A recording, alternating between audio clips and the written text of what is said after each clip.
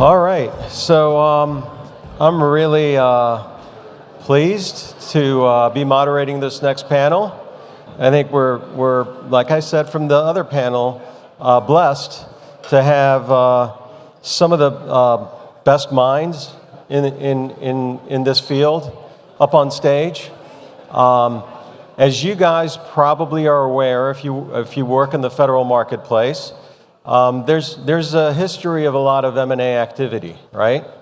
And you see it peak, and you see it sort of get into valleys and ebbs and flows from time to time.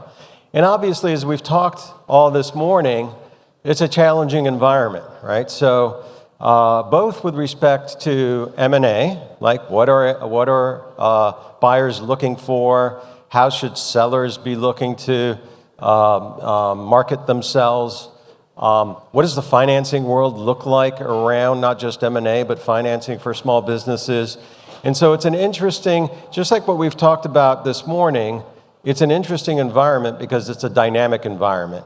But to have this group sort of be able to opine on what they're seeing in the marketplace and what strategies they're seeing be effective or maybe even not so effective, and what to look for and what to stay away from, I think that's a benefit for this entire group. Let me ask one question before we get started.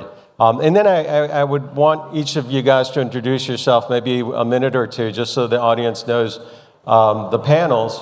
But from the audience, how many folks have gone through an acquisition, either being bought or buying an entity? Okay. How many folks are looking to do an acquisition in the next 6 to 12 months? Okay, interesting.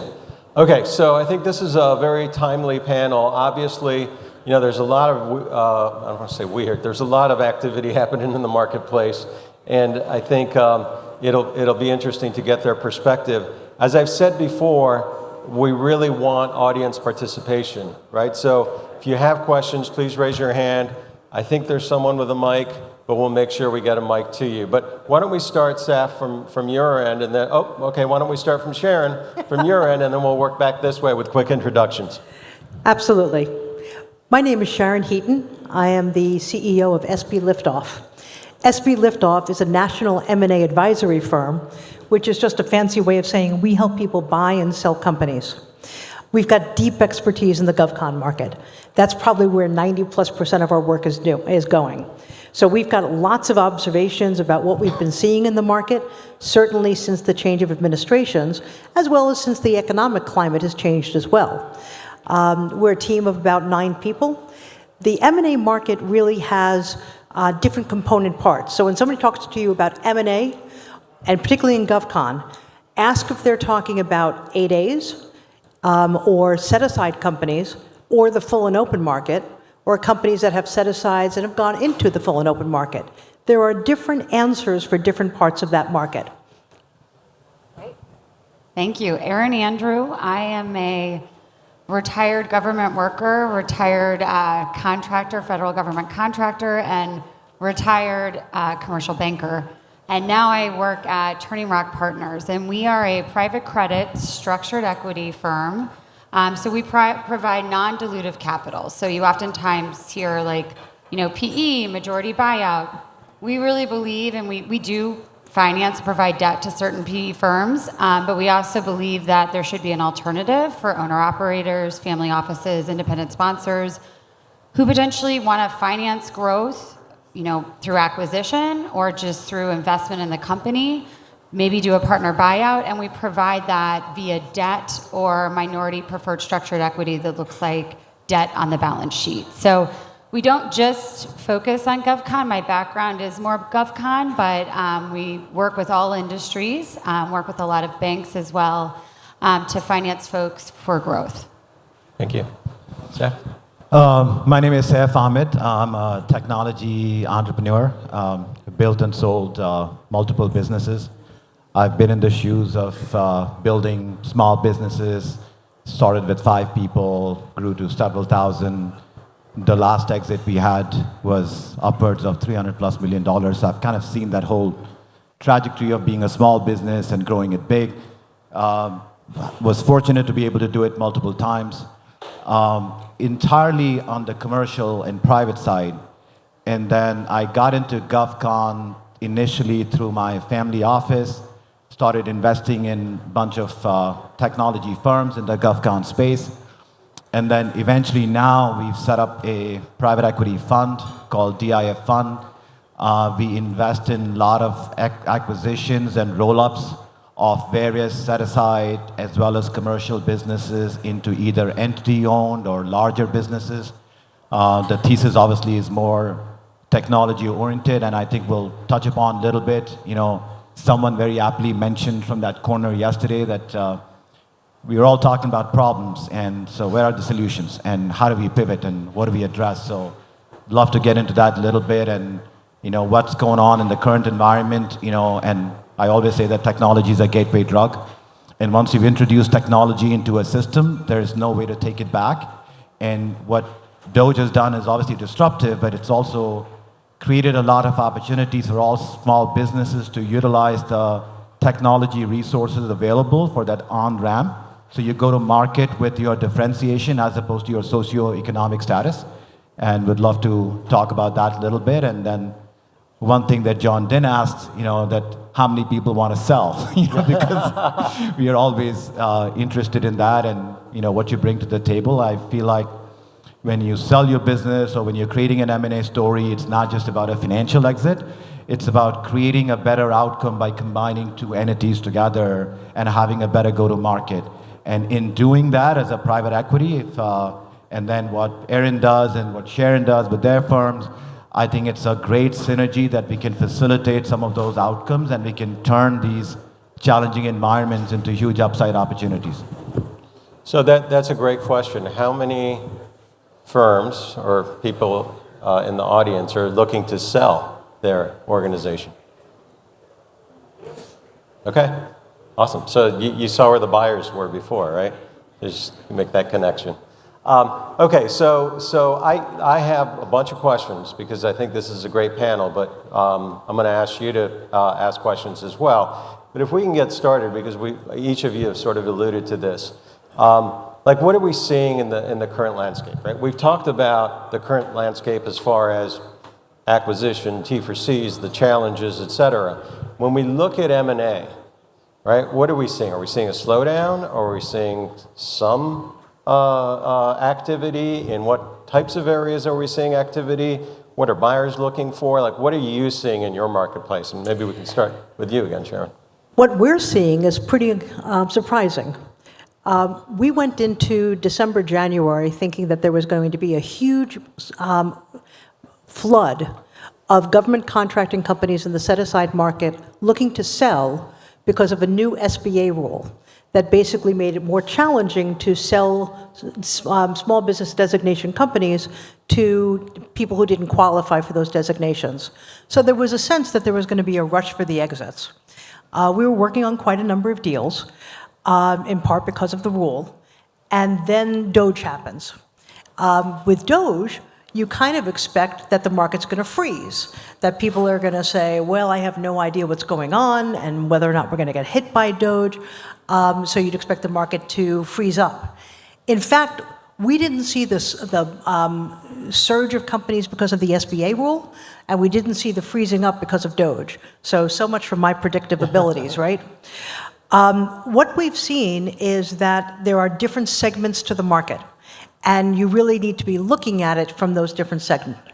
If you're talking about the very large companies, I think the large companies are slowing down in the M&A sector, although I'm still seeing acquisitions where Amentum just sold a technology unit to another large GovCon company. Okay, that makes sense. They knew what they were buying. Do I think that we're going to see the kind of Peraton roll-ups that we saw 2 or 3 years ago? I think that's probably not going to happen. sbLiftOff works very much in the 10 million to 50 million enterprise value range, which means that we're working with companies that have set-asides and or are beginning to size out of those set-asides. That market has not changed as much as you would think it is, or think it has. We certainly had one company that we had a letter of intent on, They worked very heavily in the USAID. That deal failed, big surprise. And that company is no longer on the market. But for other companies, most of them have not been impacted by Doge at all. And those that have been kind of nicked. They've gone from $83 million in backlog to $76 million in backlog. Okay, you don't never want to lose backlog, but it's not huge. We are actually busier than we are at any time in the past. And what I find so interesting is not so much that we're talking to a lot of sellers, but the number of buyers out there. There are a lot of buyers who are looking for, there are a lot of buyers who are looking for distressed situations. There's actually less of that than you would expect. But there are buyers who are saying, GovCon is not going away. We want to get into that, and this might be a good time to do so. A little bit later on, we'll talk about how the deals have changed, because they definitely have changed in terms of how they're structured. But the M&A market is absolutely open, depending upon where you are in that market and what you're trying to do. And I mean, just to add on to that, I would agree with Sharon. I mean, there's a lot that's happened in the finance landscape. I mean, from a banking perspective, you had SVB, so you've seen banks pull back significantly. Leverage ratios have definitely gone down. They went significantly down right after SVB. They've gone up a little, but we're not nearly where we were, and I don't think we will be. And part of that is interest rates are higher. So while there are more people looking to buy, it's harder to get capital and it's more expensive. So you see more structure in deals. And I would also echo Sharon, and just to give you context, we write checks anywhere from $5 million all the way up to $75 million. So we kind of see like small business all the way to lower middle market. And we have we have an SBIC pretty much for the smaller dollar deals, and then kind of an unlevered fund for the rest. But I think you saw a slowdown in the PE space like last year, and folks were kind of holding off, and now they've got to get capital out. So you might see more, of those larger deals. But I think what has been consistent is smaller dollar deals continue. Like to Sharon's point, we see a lot in pipeline, and maybe not on the sponsor market as much, but a lot of folks wanting to buy and sell that, are doing transactions under 25 million. But capital is more expensive, so you have to get more creative with structure. So you're seeing way more earnouts, and not as much cash up front. I want to follow on what Erin just said. Two things. One, there were a number of bank failures in 2023. Prior to those bank failures, you could pretty much count on getting 3.5 times EBITDA. So you'd go to a bank and say, I have a company here that has $5 million of EBITDA. You could count on getting 15, maybe even 17 or 18 million on that deal. After those bank failures, that went down to 3, maybe even 2.5. Sometimes 2, depending on the bank. Now, it's way lower. Yeah. With the uncertainty in the market, it's really 2 to 2.5. So it's definitely different than it was in the past, and it's continuing to get smaller. In addition, the market is very different for companies that have 5 million of EBITDA or less. Banks are extremely hesitant to lend to those companies because they see them as riskier. So that becomes a challenge as well. Some people will say 3 million, many banks say 5 million, but the bigger the bank, the more leverage the bank, the bigger the EBITDA, the more leverage the bank is willing to put on it. So that's kind of an important element. Next is, Erin mentioned structuring. So I want to just define that for a moment. Normally, when you buy or sell your house, you say, here's the price of the house, you pay 100% cash, the asset transfers over, you're done. That's very rarely how companies get sold in the private market. There are 4 ways that sellers get paid. One is cash at close, and that's clearly what every seller wants and every buyer wants to minimize. Then there's seller financing, and seller financing has, some positive and negative aspects to it. There is equity rollover. You might decide to sell 90% of your company or 80%. So that's one way that the buyer pays as well. And then last is the dreaded earnout. Now, earnouts can actually be quite good structured properly. Normally, they're structured very badly. So when we're talking about structuring, we're basically saying, hey, you're going to buy a company for $20 million. you're not going to have $20 million coming out to the seller at close. You might have 15, you might have 10. And what's happening in today's market is that particularly for these smaller deals, there's a decrease in the amount of cash and an increase in the amount of seller financing. So previously, prior to Doge, we would expect there to be 70, 80% cash at close. After Doge, we're seeing that number go down to about 50%, and then other component parts being part of that structuring. And I think that's a result of Doge, but also just interest rates and the market in general, and the bank failures that you mentioned with SVB and others. So I think everything's kind of happening at once. Saif, any comments to that? But if you No, can I think also- Erin and Sharon captured it beautifully. All that I would say is that there is definitely a downward pressure on multiples, for sure. And what Erin said, that because of interest rates, in terms of the ability for a bank or private capital to lend to you, automatically that goes down. So you have to keep that in mind. So therefore, that results in more structured deals. But the other thing that I just quickly want to touch upon is there's a lot of interest in vertical consolidation. So you want to pay attention to that. So for instance, if you're a small business focusing on DoD or a unique agency within DoD with a specialized offering, you're better situated for a vertical rollout because of the domain specialization that you bring to the table, and therefore your multiples would be higher because 3 or 4 small equal size or a strategic buying you or a large investing in you makes for a better differentiated play and offering. So I think that's something to focus on is if you have a differentiated offering that could be verticalized and could be stacked up, you're better suited for a potential acquisition and roll-up strategy. So real quick, following up on that, Saif, sectors that are seeing more activity, right? And we've talked about sort of the tech sector, technology and acquisition. Once you move forward with technology, you can't roll back advancements in federal procurement or the process. So what sectors are we seeing sort of activity in? And then as we look at this marketplace, because I know you've been involved in some acquisitions, there's more of a due diligence. I mean, unfortunately, there's more of a due diligence on contract clauses, contract requirements, statements of work. Do they have scary words in them? And by that, I mean just scary to Doge and others. But can you talk a little bit about like the sectors and then the diligence that you would sort of look at in this environment? Yeah, and I would speak both from, obviously I have a personal bias for technology because that's my background, but even from a private equity standpoint, it doesn't matter what you do, even if you're in construction services, a technology or digital differentiated offering is a lot more sort of viable and in demand in the marketplace than a vanilla offering. So even if you're doing program management, facility management, construction, real estate, a lot of traditional professional services type of stuff that a lot of people would argue that how much technology could you throw in?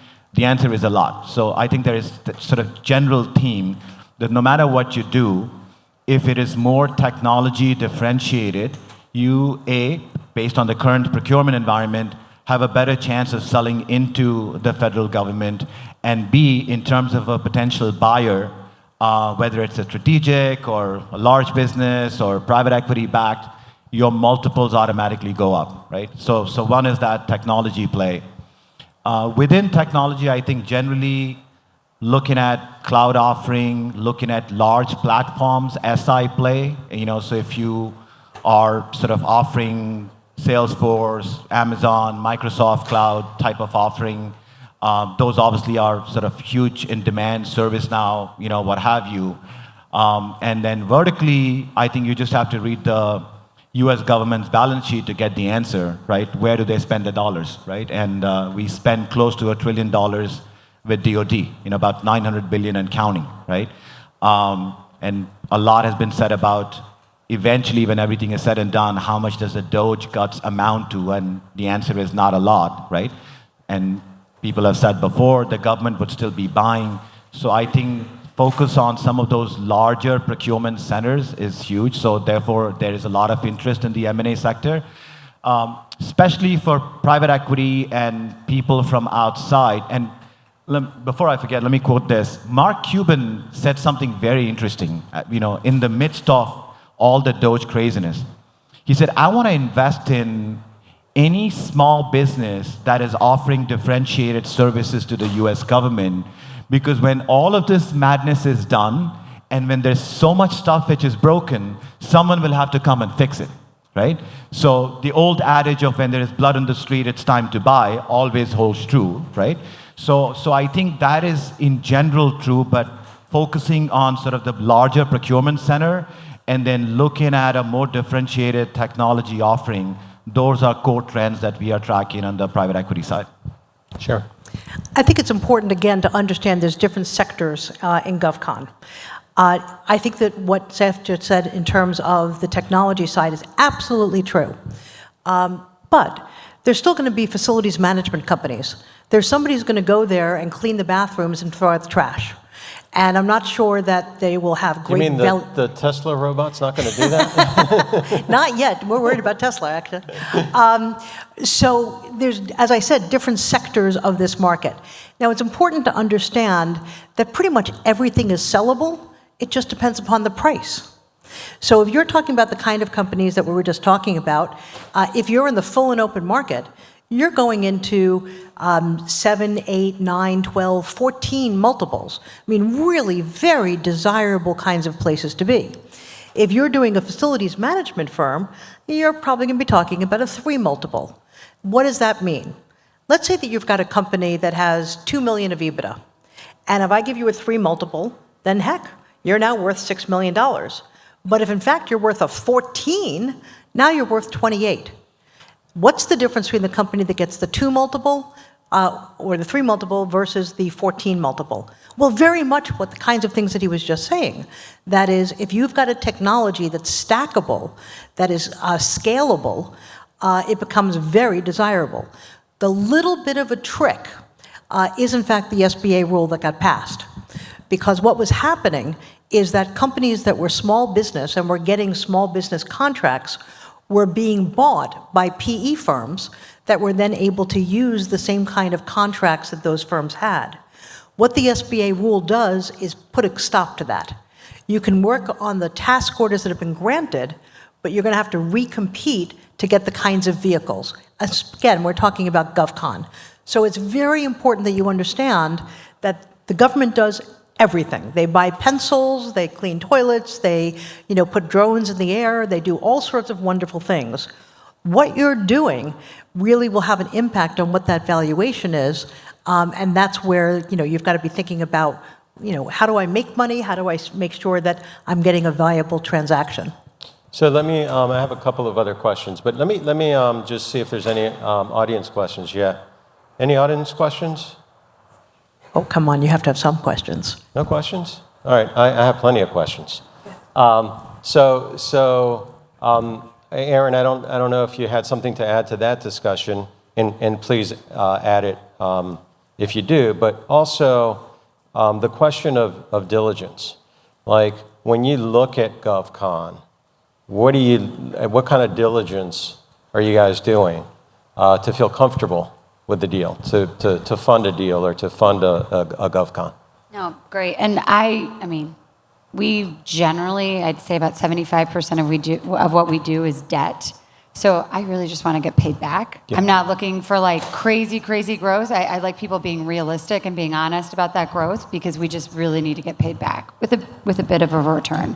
So I think when we diligence, to your question, John, we look at a couple of different things. We want to see diversification. If you have one customer with one contract, really hard to get comfortable with that, because there's a good chance, especially in this environment, something could get canceled, something could happen. So I would say customer concentration, and if there's customer concentration that's above 20%, it's a flag for us. And it's something we have to get very, very comfortable with.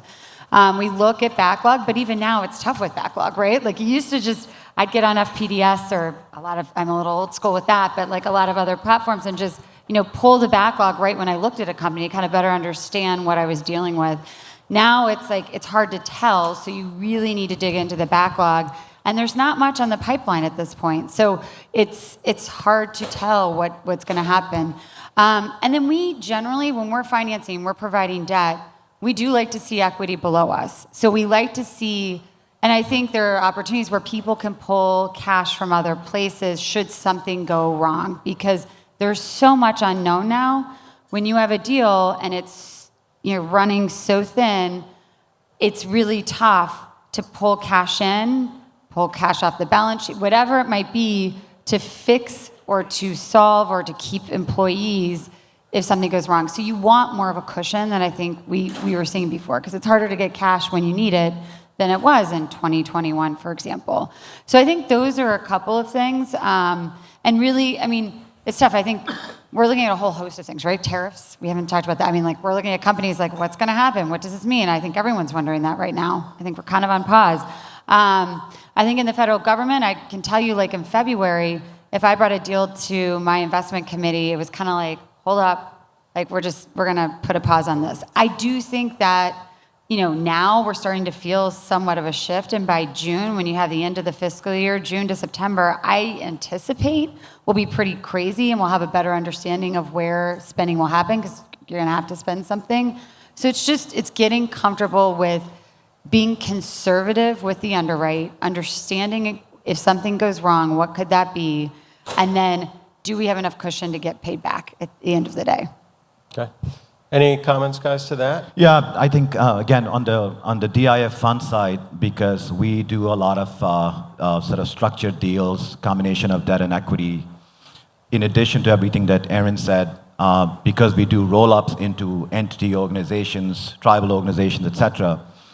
So the additional lens, in addition to the backlog and the sort of multiple, etc., that we look at, is what type of contracts and agencies they're serving, because there are a lot of agencies and a lot of contracts which are more sole source friendly. So in the context of doing a roll-up to entity organizations, those companies would have more value for us to invest in, because if we roll them up to a tribal entity, they can benefit of the existing contracts, get higher dollar sole source, etc. So that's an additional lens that we look at. But at the end of the day, when you're doing any structured equity or debt deals, it's very important to look at multiples, and if you're able to sort of, pay back the debt component, of what we are lending, etc. So I think that remains important. But looking at that lens of which type of businesses and contracts are better suited for vertical integration and sole source is a huge additional lens that we bring to the table. So one other trend that I didn't mention earlier, and we talked a lot about structure, but I've definitely seen a lot of this. Like, we mentioned that banks have pulled back. They want deposits, treasuries, for obvious reasons, everything that's gone on in the banking market. And there's a bit more, it's more expensive now. Everything's more expensive. So the differential between what we do as the private credit fund and what a bank does is much smaller than it used to be. The rates are not that much different. And what I've seen a lot more of is businesses wanting flexibility. And when I say that, when you usually are getting bank debt, there's more amortization. And so what folks are trying to do, if they want to be able to, you want to have folks that can pull on money, but we've seen folks decrease amort or want a desired decrease in amortization in a deal, so they have that flexibility, because it is much rockier and much bumpier. So making sure when you're financing things, you're using tools in that structure to ensure that you can flex when you need to is really critical, and I think especially in this environment. Okay. Any questions yet? Okay, I have a quick question. Small businesses, in particular, sort of mom and pop shops, right, often have a high expectation of the value of their company. And having grown up in a family business with my dad, I know that very well. And so there are must-have capabilities. Number one, you got to be realistic, right? Number two, there must-have capabilities. And then number three, it can't be just a one-woman or a one-man shop. Like, there's got to be a there. So if you're looking to sell, and you're looking to sell, let's say, in a year, 2 years, 3 years, when we think about the buyer and what's going to create value, like, what are the must-haves? What is the infrastructure? And it can't be like a one-woman or one-man shop. Let's talk about that for a second. Hey, listen, a company is like a machine. It takes in revenue, and it's working properly, it throws off profits. That's fantastic. Great. The question is whether or not the machine can be transferred to somebody else, because that's where the liquidity event comes in. Now, if the machine is that you are a brilliant mathematician and people hire you to do this kind of work and you're making lots of money, you can't sell that because you can't sell yourself. So the first question is your company sellable? And I start with, if the owner of the company goes out into the parking lot and gets struck by lightning, what happens to the company the next day? There are business owners I ask that question to, and they go pale, saying, oh my God, if I weren't there, there is no company. Well, then you don't have a company. What you have is a job with staff. And what you really need to do is start getting other people in the company who are playing different roles. One of the tests, and I was speaking to somebody in the audience before, is can you go on vacation for a week? Does the company continue to operate without you? So the first is, do you have a company or do you have a job? Next is, as complicated as business is, it really comes down to three things. You've got to get the work, you've got to do the work, and you've got to handle the back office stuff. What is the role of the ownership in that? Is the owner the one who owns all the customer relations? If you are, then what is a buyer buying? Because as you walk out the door, all those customer relationships go away as well. In GovCon, very often the owner is a subject matter expert. And they don't really do a lot of the business development. They're always frustrated that they can't find good BD people. But the reality is the owner is often the best BD person there is, but you've got to be making sure that other people in the company have those relationships. If, in fact, what the business owner does is the back office stuff, that's the easiest to transfer. There are so many different ways to transfer those kinds of companies. So really thinking about, what is your company? What do you do? Who does it? And what happens if the owner is pulled out? Somebody used the analogy of a Jenga cube. That, hey, listen, we all have these carefully balanced companies. If you pull the owner out, does that Jenga cube collapse? And that's what the buyer's really looking for in their due diligence. So that's how I would think about it. Any comments, guys? No, so if you're thinking about piggybacking on that, if you're thinking about must-haves as a buyer, is it certain certifications? Are we looking at CMMC? Are we looking at security clearance? Are we looking at senior management staying, or are we looking at incentivizing the seller to stay for 5 years? What are the things that you might be looking at in that I want to respect? just do that. First of all, owners tend to make terrible employees. It's just true. You've been making the decisions for so long that the idea of going to somebody else and asking for approval tends to be something that's grating. So having that transition by the owner is important, very important, but to think that they're going to be there in a massive contributing part is unusual unless they've been they're the subject matter expert. Certifications, facility clearances, CMMC, all that kind of stuff goes to value. If you have a janitorial company, you don't need a CMMC. But if you're doing technology and you want to be working at DoD, you probably can't sell unless you are at least level 1 or 2 self-certified and are already in the pipeline to get some type of third-party certification. So again, it goes to price, assuming that you've already passed the level of saying, is the company sellable? I'm sorry. No, I would agree with all that, and I would say we tend to like to see some seller carryover, just because it gives us, from the paying back perspective, there's a safety net there. But to Sharon's point, I hear you loud and clear on that. I don't think if you started a business, usually you have an entrepreneurial spirit and you don't like being told what to do, which is it's the American dream and I love it. But from a finance perspective, we like to see a little bit of that. But something else that I think is very, very important is if the seller has built the company correctly, they're not doing as much when they sell it. So that management team is critical, but so often the culture of that firm has been a loyalty or a trust or something with that CEO and that owner. And so management packages that ensure that the critical key folks are going to stay, I think is really important. And we like it when someone has thought through that So you mean employment agreements with senior Yeah, management? employment agreements, incentives, stock options, like what gets folks that are actually running the show now in the business excited about staying on, because transition is always bumpy. Sometimes they're like, this is great. The owner was driving us crazy. It's time to go. Like that does happen sometimes. Sharon, I'm sure, can attest. But in general, like, you want to make sure that you can build that loyalty and that, interest. And, some of these employees, like, they want an opportunity to build in that next phase, but they've got to have incentive to stay. So be thoughtful about that. One thing on that, which is people set up stock option plans, change of control bonuses, things like that. Please be very careful. I'm all for compensating the employees because very often they're the ones who brought the value to the company. But many of those agreements pay off upon the change of control. So you now have a bunch of employees that have just put a fair amount of money into their pocket. In fact, the way to do it is where the employee gets a little bit of money upon the change of control, and then it gets paid out over the next 12, 18, 24 months. That then serves as a retention bonus, which is really valuable for the buyer. Yeah. So I'm not saying that the seller shouldn't provide this value to the employees.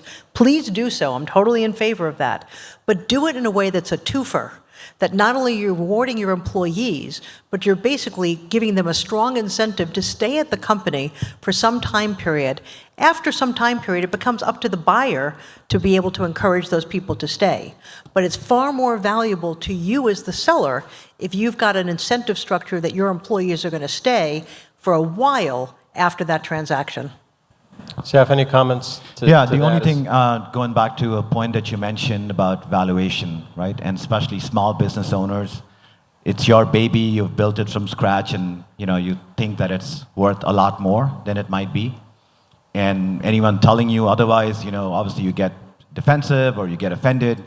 But I think before you even get into that sort of intelligent conversation, either with firms like Sharon's firm, sort of act as the gateway to connect you with the right endpoints, do your homework. Figure out in your industry, in your type of work, the type of agencies that you serve, the nature of work. Is it facility management or sort of high trust, cybersecurity type of work? What are the last 10, 15 transactions? What are the EBITDA multiples of those transactions, right? Because when you approach a sort of a buyer or sort of seller situation, and then let's say your firm is worth 3x, and it's like, I think it's worth 10x, right? Then immediately you're taken as a non-serious seller, that you don't know your business, right? So before even the merit of the business kicks in, you kind of get already ruled out that, it's not worth talking to these guys. So I think what I would recommend very strongly is do your homework, get a baseline of the type of work, industry, service offering, et cetera, that you have. Not just what's the recommended or median or mean, because that takes a very vast data set. But look at the last 10, 15 transactions. That'll give you an immediate feedback. And then that way, when you're approaching these conversations, you'll come across as a lot more intelligent. And even in terms of the structure of the deal, if your company brings a unique and sort of exponential value proposition, you can pretty much drive the structure, in terms of earnout, in terms of, cash up front, whatever. But if it's sort of more in the vanilla category, then even for the structure, you need to be aware that in general, where the market is, let's say it's a set-aside firm, typically this is the cash up front, this is the rollover, this is a seller equity, things like that. So then when you get into these conversations, you're having intelligent points of negotiation as opposed to coming up as very unrealistic, because then the word goes around pretty quickly. Oh, that company, you don't want to talk to them. And it's a small community, everybody knows everyone else, and then people know that, you don't want to approach you, right? So I would say just be aware of that. I'm going to say something it's kind of tough, but I leave the ego at the door, and that's tough because you've grown a business and partially probably fueled by wanting to beat your neighbor or wanting to do something better. And I see this a lot, and I used to do M&A advisory work. It's like, well, my neighbor sold their firm for this much, so I need to get this much. And just, to Saf's point, you got to know the business, and if the ego is leading the transaction, the majority of the time that transaction is going to blow up. It's going to blow up. And the people that transact are the ones that approach it in a methodical, practical way, and they have the right experts who know the market, because the market will determine the price of that asset. And so that is tough, and you have to think about what you want, because if you want the multiple, you might not get as much cash. Do you want more cash to walk away with? That is another thing. So if you leave the ego at the door, it's good. And then one more pet peeve I have with like transactions, and then I'm done. Be careful with the ad backs. Ad back palooza can be dangerous, and sellers tend to do that. What do you mean by ad back? Like you're adding back everything to boost up EBITDA. Okay. And so I think it's hard. People want to look at this, and you have to be realistic. There is a math problem to this, right? There's some sales and marketing for sure, but like there is a trust to understanding what the business could do. And in this market especially, practicality, numbers matter.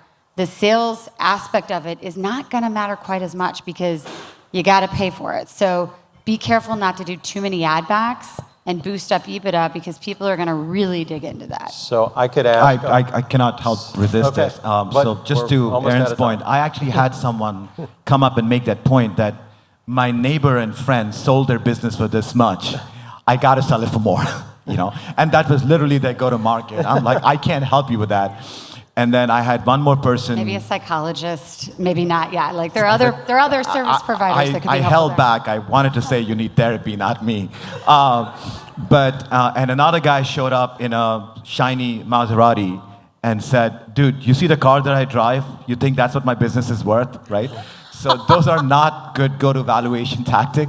The only thing that works is what your balance sheet says and what the market is for your type of business. So like she said, check your ego at the door and then walk in with realistic numbers. Sharon, I think you had one thing to say. We're getting called off stage, though, but anything quick? As an M&A advisor, sometimes I feel like my job is to tell people that Santa Claus doesn't exist.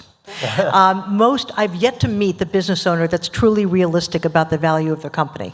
And it's why we spend a lot of time working with them before we bring them to market. And a lot of it is what happened to the country club or their next door neighbor, and understanding that there are metrics for your industry. Unfortunately, for privately held companies, it's hard to get that information as to what happened in the last 15 deals. But you can talk to M&A advisors, M&A lawyers, people who are accountants, et cetera, who have a lot of experience. And I can't tell you how many clients have said to me, that's true for the metrics, but my company has a culture that makes it so much more valuable. It's like, I'm sure the culture is fabulous, but no, you don't get another turn of EBITDA based on that. Thank you. Thank you, guys. I appreciate your time this afternoon. Can you give a round of applause?